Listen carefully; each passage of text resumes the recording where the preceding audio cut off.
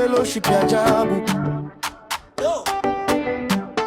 Kwenye kioji na Joshua roho iko mbali. Amesema naenda ibada, kumba nacheza na hali.